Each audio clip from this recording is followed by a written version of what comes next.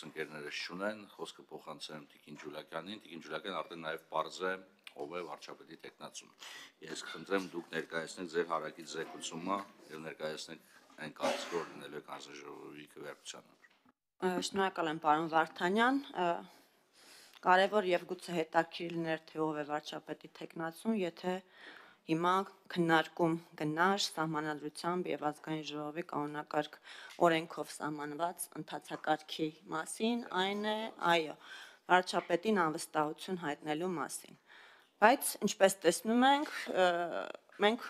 այդ փուլին չենք հասել, նույնիսկ երկար քննարկումներից հետո ընդդիմության ներսում այդ փուլին բանը այդպես էլ չհասավ, փոխարենը մենք տեսնում ենք հայտարարության մի տեքստ, որը թերևս ինչ-որ բարի կամքի դրսևորում է, բայց դա ինձ չի վերաբերվում, դա մեր ընդդիմության գործն է, թե ինչ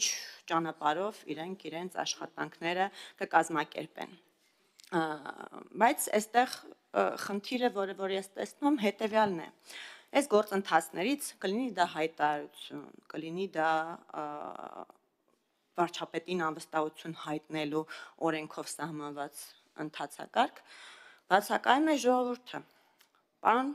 Մամիջանյանը իհարկե ասեց, այ դուք այն ժամանակ կմիանաք, երբ որ ժողովուրդը կգա եւ այլն եւ այլն։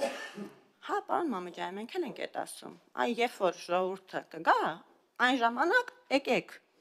Բայց այս պահի դրությամբ մենք ունենք հետևյալ պատկերը։ 21 թվականի ընտրություններին մասնակցել եք։ Պատիվ ունեմ, դաշինք ստացել է 66650 ձայն։ Ընտրություններին մասնակցել է 1,281,997 1,281,997 քաղաքացի։ Քաղաքացիական պայմանագիրը ստացել է 688,761 ձայն։ Դուք ավելի քան 10 անգամ քիչ ձայն եք ստացել այդ ընտրությունների ժամանակ եւ նույնիսկ անցողիկ շեմը չեք հաղթահարել։ Այս զուտ արձանագրումներ եմ անում։ Եվ ընտրություններին մասնակցել եք ծրագրով, որտեղ նշված է հետևյալը, որն է մեր առաքելությունը։ Առկա իրողություններում մեր քաղաքական եւ քաղաքացիական պարտքն ենք համարում ահազանգել մեր մտահոգությունների մասին,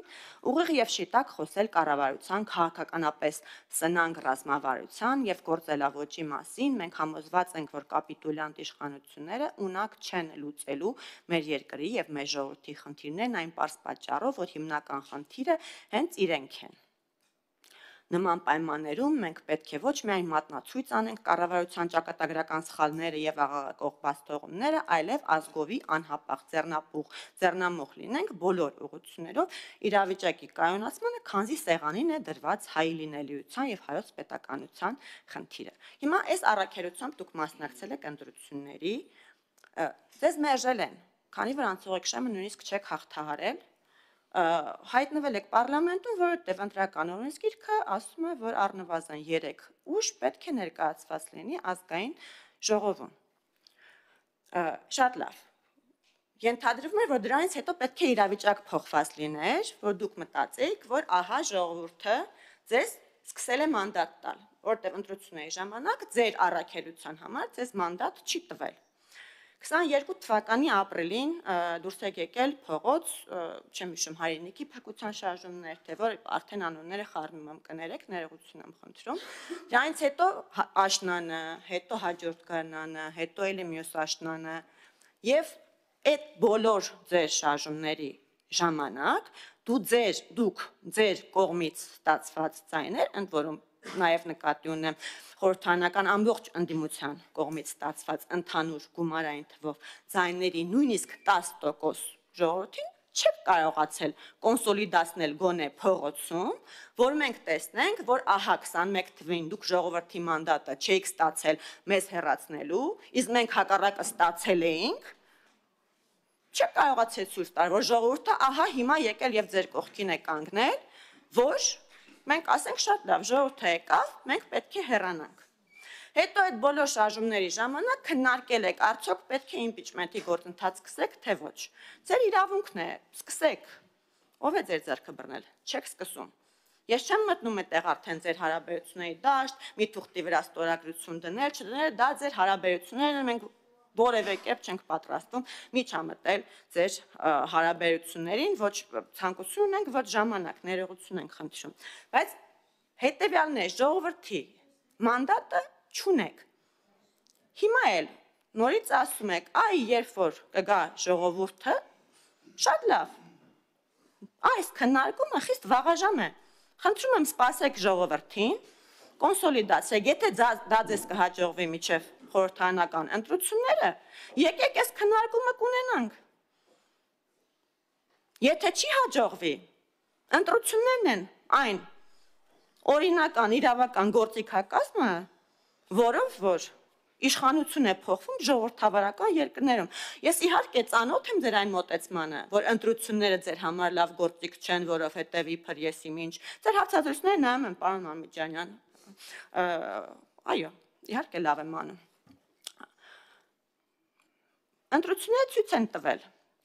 որ ի տարբերություն ձեր իշխանության տարիներին իշխանություն ձևավորել այս պայդրությամբ լոկալ մակարդակում հնարավոր է ընտրությունների միջոցով, քանի որ Հայաստանի Հանրապետության տեղական ինքնակառավարման մարմինների ավելի քան 40%-ում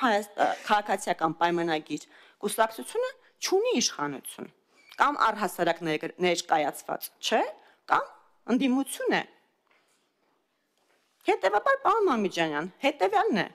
դիմեք ժողովրդին, իշխանությունը պատկանում է ժողովրդին։ Մենք իշխանությունը ոչ ժողովրդից խլել ենք, ոչ պատրաստվում ենք խլել, մենք մասնակցել ենք ընտրությունների, այդ իշխանությունը մեզ տվել են, ընտրություններից առաջ այդ իշխանությունը վերադարձնում ենք, եթե մեզ նորից պատվիրակում են, իրանց լիազորությունների ժողովուրդը, իշխանություն ենք դառնում,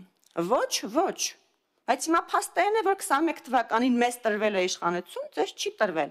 փողոցի միջոցով էլ չեք կարողանում ցույց տալ, որ ժողովուրդը ձեր կողքին կանգնած է, փոշմանել է, ուզում է հիմա, որ դուք երկրում կամ դառնաք իշխանություն, կամ ինչպես հավատում եմ, որ ասում եք մենք իշխանության համար չենք պայքարում, բայց առնվազն ցույց չի տալիս, որ ձեր կողքին է երկրում իշխանափոխություն իրականացնելու հարցում։ Դա մենք չենք տեսնում։ Հետևաբար, պարոն Մամիկյանյան, ժամանակավրեպ է, թե այս հայտարարությունը, թե նաև այն գործընթացը, որ չգիտեմ, դուք փորձում եք իրականացնել, թե չեք փորձում,